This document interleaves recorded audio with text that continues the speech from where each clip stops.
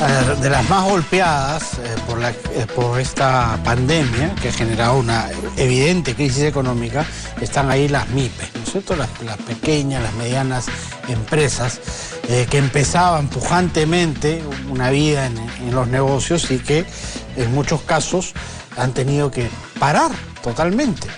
El Estado ha ofrecido algunos estímulos para la reactivación. ¿Cuáles son ellos? ¿Cuáles son los más convenientes? ¿Cómo apoyar a las pequeñas, a las medianas empresas para que puedan sortear esta crisis y no quedar en el camino, no quebrar, porque de ella depende mucho, de muchos puestos de trabajo? Estamos con Jorge Guillén, que es profesor de SAN, con el cual vamos a hablar de este tema. ¿Qué tal, Jorge? ¿Cómo estás? Buenas tardes. ¿Qué tal? ¿Cómo están? Buenas tardes. ¿Qué tal?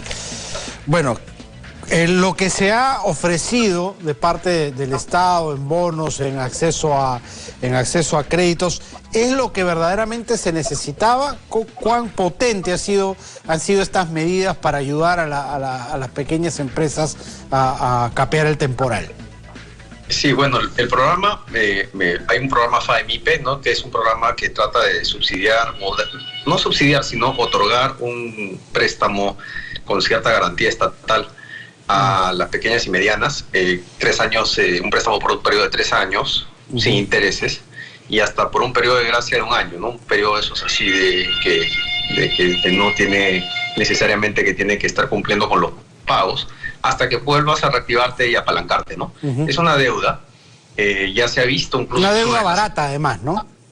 Así es, se ha visto en estadísticas que ha saltado los créditos, en los corporativos también han sido incluidos en estos paquetes, con una garantía mucho mayor que el de las pymes y MIPES, porque son más riesgosas, ¿no?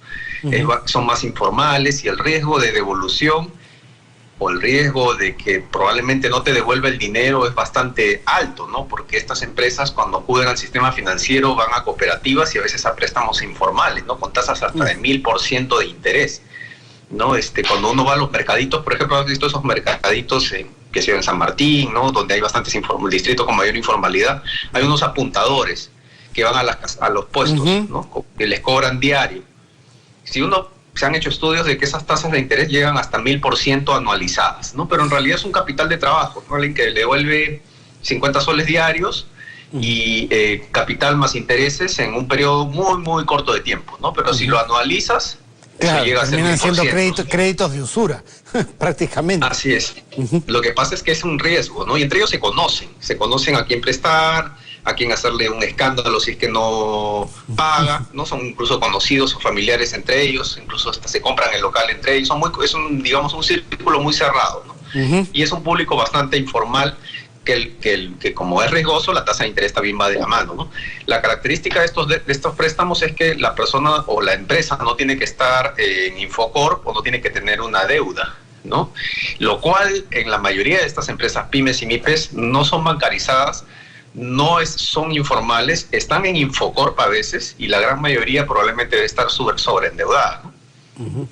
Claro, y eso además termina siendo un riesgo en cuanto al préstamo, porque nada garantiza que sobrevivan, ¿no es cierto? Y una vez que esa empresa cae, quiebra o se declara en insolvencia, ese crédito que el Estado ha garantizado, ¿cómo se va a recuperar?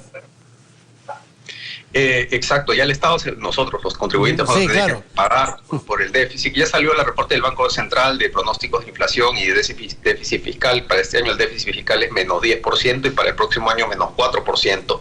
Ahora, si hay incumplimientos, esto va a ser mucho mayor, ¿no?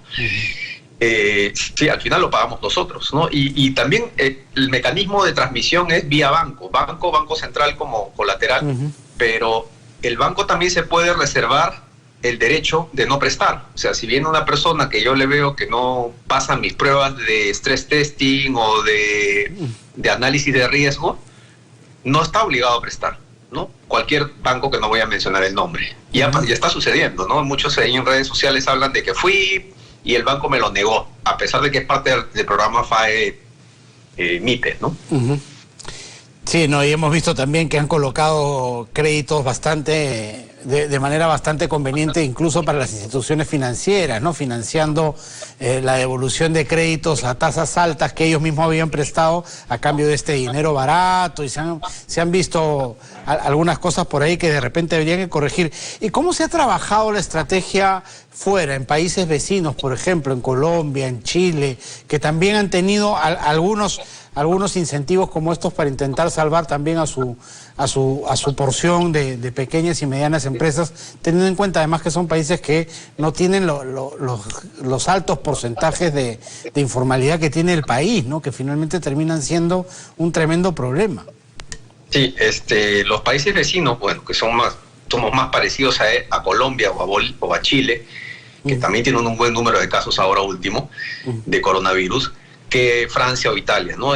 Son realidades similares, pero como mencionas, sí, nuestra informalidad todavía sigue siendo mayor, que era un motor de crecimiento y ahora, bueno, se ha caído bastante, ¿no? En Colombia, por ejemplo, se otorga con condiciones, ¿no? Que es una buena idea. O sea, si es que tú no me despides a tu planilla y yo te presto este dinero para pagar a tu planilla, una peluquería, ¿no? Por ejemplo, un distrito, y tú vas y demuestras que no has despedido a nadie y que le estás pagando a todas estas personas, entonces te hacen el préstamo para pagar planillas, ¿no? Siempre con la única condición de que no mantengas en suspensión perfecta a ninguno de estos empleados, ¿no? Es una una interesante opción que ha hecho, por ejemplo, acá incluso Colombia. se detectó que los préstamos habían sido utilizados para todo lo contrario, ¿no? Sino para liquidar a la gente y poder sacarla incluso.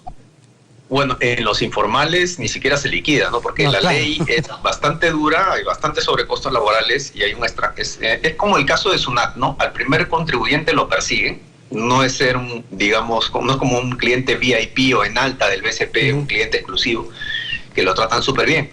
En el caso de SUNAT, no tratan muy bien al primer contribuyente, y SUNAFIL no necesariamente trata muy bien a las grandes empresas. Más bien, a cada rato, yo en algún momento estuve de vicerrector en la universidad, teníamos que llenar planillas, mostrar por qué estaba en cuarta, por qué estaba en quinta, justificar, ¿no? Son los sobrecostos y rigideces del mercado laboral, pero eso ocurre más arriba.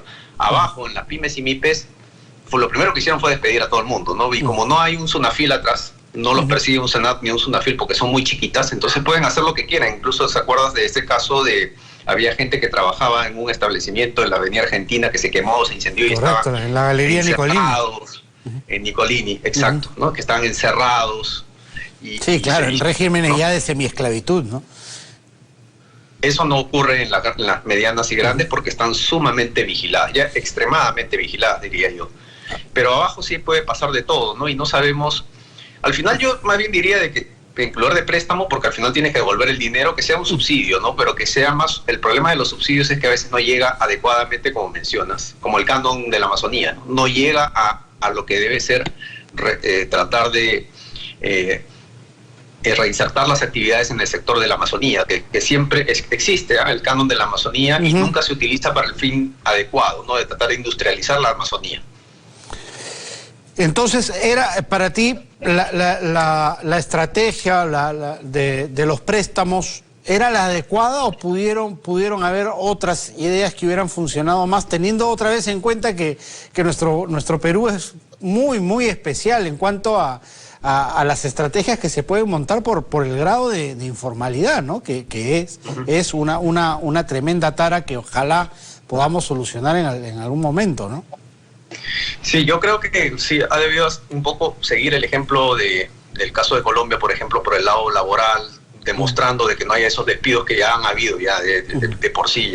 Seguramente muchos de los desempleados que tenemos ahora son más que nada en el sector informal, ¿no?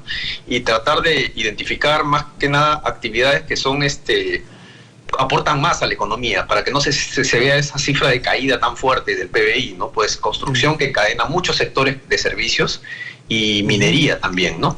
Pero y servicios que también en muchos casos es el sector que encadena no solamente el PBI, sino también empleo, muchas actividades de empleo, ¿no? Genera muchos puestos de trabajo, ¿no? Por ahí, pero se ha debido hacerlo tratando de identificar, ¿no?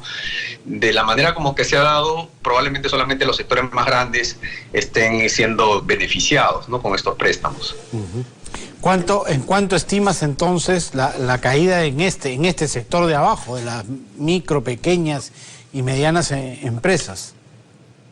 Sí, bueno, solamente tenemos cifras de empleo formal, ¿no? Que se ha caído, incluso dicen el 50% de la PEA, y uno de cada tres más o menos ha perdido el trabajo, pero ese es en el lado formal. En el lado informal yo creo que debe haber sido un 100% o mucho más, ¿no? Porque son actividades que no están vigiladas, como te decía, y antes de que empiece incluso la cuarentena ya estaban empezando a tomar medidas laborales, ¿no?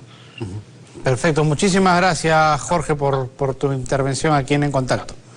Gracias. Muchas gracias. Jorge Guillén, profesor de SAN, ha estado con nosotros tratando de ver un poco el impacto de estas medidas que, como decíamos, tienen pues el grave problema en nuestro país de que la informalidad es tan abrumadora, tan grande, el 70% de nuestra economía es informal, que las estrategias tienen que hilarse fino para que resulten y lleguen a beneficiar a los que verdaderamente lo necesitan. Hasta aquí llega nuestro bloque económico.